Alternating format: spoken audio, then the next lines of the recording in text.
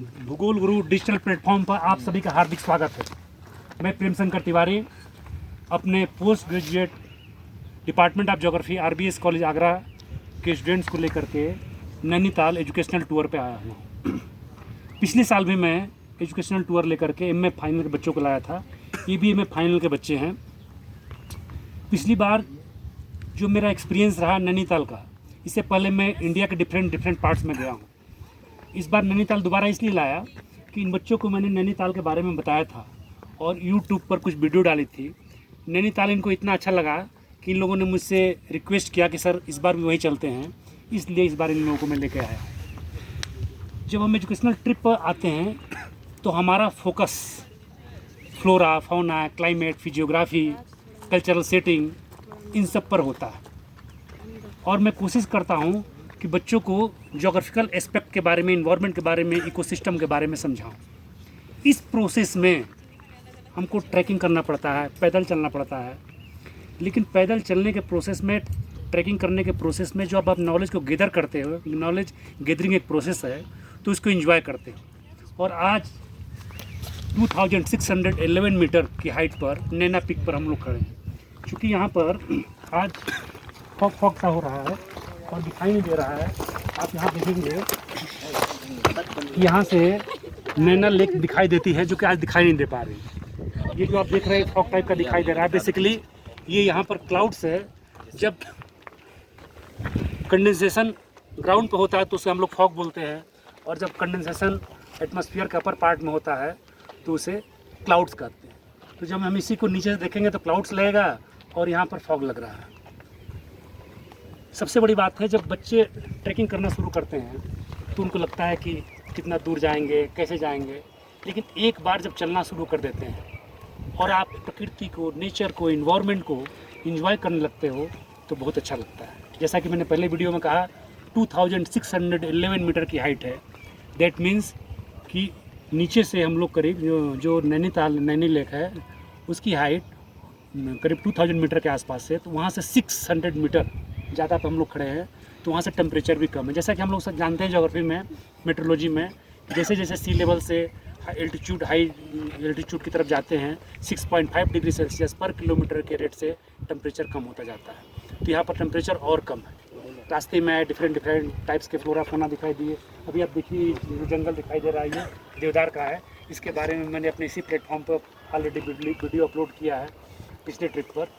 अब चूँकि मैं इस जगह के बारे में पहले ही आप लोगों से इसी प्लेटफॉर्म पर बता चुका हूँ, तो ज़्यादा बातें ना करते हुए मैं स्टूडेंट्स का एक्सपीरियंस शेयर करना चाहूँगा, जो ये हमारे स्टूडेंट्स हैं, कि इन लोगों का क्या एक्सपीरियंस है, कैसा लगा। तो ये है राज तरकर, सबसे पहले ही बताएंगे कि कैसा लगा।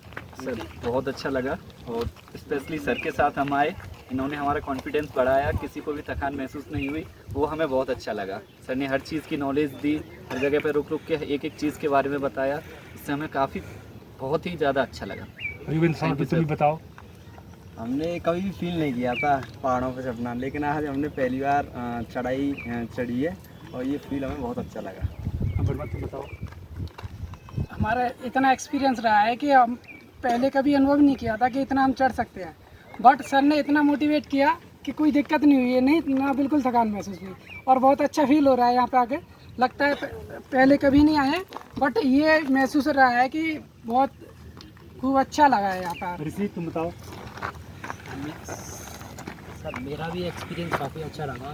तो मुझे नहीं लगता था कि मैं इतने हाइट पे आ सकता हूँ, वो भी सर की वजह से ही आज मैं इतनी हाइट पे आ चुका हूँ। यहाँ जो बच्चे एंजॉय कर रहे हैं ना, ये जो है इसमें क्लाइमेटिक कंडीशन है। टेम्परेचर मेरे ख्याल से इसमें कितना 20-22 डिग्री सेल्सियस होगा यहाँ पर टेम्परेचर, और ये पूरा देवदार का जंगल है, और ऊंचाई पानी की जो फीलिंग होती है वो यहाँ साफ दिखाई दे रही है। अंदर तुम बताओ। गिरिंदर हमारा बहुत अच्छा क्रिकेटर रहा है, फास्ट बॉलर रहा है। सर आपने हमको जीवन में स्ट्रॉन्ग बनने के लिए मतलब जैसे आपने बताया है कि मतलब जितनी ऊंचाई पर हम चढ़े हैं, तो मतलब ये हमको सीखने को मिलता है कि हम मतलब कोई भी चीज़ ठान लें तो मतलब हम वो कर सकते हैं जीवन में। तुम बताओ बेटा। यहाँ पे आके प्रकृति को जानने का बहुत करीब से मौका मिला, बहुत खूबसूरत नज़ारे देखने को मिले। हाँ अनामिका।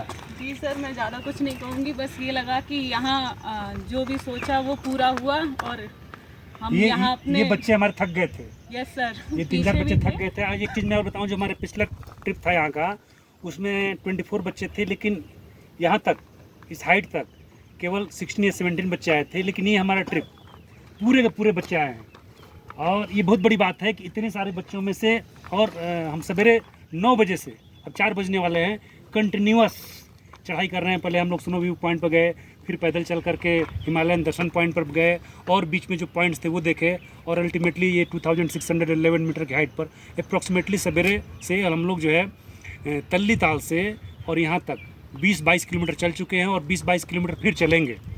तो 45-50 किलोमीटर की जो जर्नी है, यात्रा है, वो एक आध बच्चे थके होंगे, लेकिन थकावट वाली नहीं रही है। मैं हमेशा बच्चों से कहता हूँ कि थकावट कब होती है, जब आप इंजॉय नहीं करते। यदि आप मन से किसी चीज़ को करोगे जी सर, और नॉलेज को एक्वायर करोगे, मन से उसकी अनुभूति करोगे, और जिस काम को आप मन से करोगे, कभी थकावट हो नहीं सकती है। मेरा व्यक्तिगत 48 ईयर्स के जीवन का अनुभव है कि जिस काम को आप मन से करते हैं, एंजॉय करते हैं, उस काम में कभी थकावट नहीं हो सकती। और जी सर, एक बात और कहना चाहूँगी, इतनी ऊंचाई चढ़ने के बाद भी हम लोगों में इतनी एनर्जी है कि हम लोग बोलेंगे भारत माता की जय। और बेटा कौन रहेगा पीछे? अंकित कहाँ गया? आ जाओ अंकित।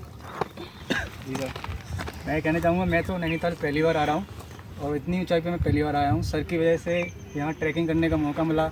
रास्ते में कई सारे पेड़ देखने को मिले। देवदारू का पेड़ है, देवदारू का पेड़ थे। रास्ते में लंगूर देखने को मिले, डिफरेंट टाइप की वेराइटीज़ काफ़ी देखने को, डिफरेंट टाइप के वर्ड्स। ये यहाँ का नज़ारा, जो रास्ते में हमने नज़ारे देखे, काफ़ी खूबसूरत थे। तो मैं सर को धन्यवाद देता हूँ, सर की वजह से ये नज़ारे देखने को मिले हमें। आ जाओ, वो आ जाओ, आशी, तनु, आ जाओ तुम लोग, एक जल्दी जल्दी फटाफट। थकान भी महसूस हुई थी, लेकिन सर ने बहुत मोटिवेट किया, मैं बीच बीच में रुक के समझाया। मुझे तो लग भी नहीं रहा था मैं आ पाऊंगी, लेकिन सर ने इतना मोटिवेट किया कि हम लोग आ ही गए फाइनली। आ जाओ भाई पीछे। सबसे ज़्यादा थकावट तो इसको हो रही थी, लेकिन नहीं हो रही है। ये हमारा गब्बर शेर है, थक रहा था लेकिन फिर भी आ गया है। और अभी आगे इनको और 3-4 किलोमीटर ट्रैकिंग करानी है। अभी तक तो जमीन से, अभी तक तो हमने बद्रीनाथ जमीन से केदारनाथ हाइट जाएंगे, देखी ये थी। वैष्णो देवी जाएंगे। ये लाइफ का पहला एक्सपीरियंस है कि हमने हाइट से पहली बार जमीन को देखा कि हाँ हम इतनी हाइट तक आए हैं ऊपर। थकान भी हुई, लेकिन अब महसूस नहीं हो रही है। और भाई तुम लोग कहाँ पीछे हो भाई? जलेंद्र शर्मा, सौरभ, दीक्षा, कहाँ हो? अपने एक्सपीरियंस शेयर करो। पहली बार इतने ऊंचे पहाड़ पर चढ़ा हूँ, और सर का शुक्रिया अदा करना चाहता हूँ कि ये हमें यहाँ पर लेके आए, और इन्होंने हमें बहुत कुछ बताया है। बस मैं इतना ही कहना चाहता हूँ। रास्ते में सभी चीज़ों के बारे में जानकारी देते रहें सर, बीच बीच में रुक रुक के सारी चीज़ों के बारे में बताते रहें। फाइनली सारी चीज़ का क्रेडिट सर को जाता है। सो सर हमारी प्रेरणा है। मैं एक चीज़ आप लोगों को बताऊं, मैं हमेशा अपना एक्सपीरियंस की बात करता हूं, जो किताबी नॉलेज है उसकी बात नहीं करता। जितना मैंने आज तक के जीवन में एक्सपीरियंस गेन किया है, जब आप किसी दूसरे को कुछ देते हो ना, चेहरे पर मुस्कुराहट देते हो, तो उसके बदले जो आपको खुशी मिलती है, उसके बदले जो आपको एनर्जी मिलती है, और उससे भी आगे जाके एक बात कहूँगा, मन को और आत्मा को जो अनुभूति होती है, किसी को कुछ देने में, किसी को खुशी देने में जो आनंद है, वो और किसी काम में आनंद नहीं है। इन बच्चों को मैंने प्रॉमिस किया था, इस बार मेरा आने का कोई इरादा नहीं था। इन बच्चों को मैंने प्रॉमिस किया था, मैंने प्रॉमिस निभाया है, और इन बच्चों को खुश देख करके मुझे अच्छा लग रहा है। मैं हमेशा जीवन में यही कहता हूँ कि जो भी काम कीजिए मन से कीजिए, और मन से कार्य करने के प्रोसेस में अपने आप को इतना इन्वॉल्व कर लीजिए कि थकावट हो ही ना।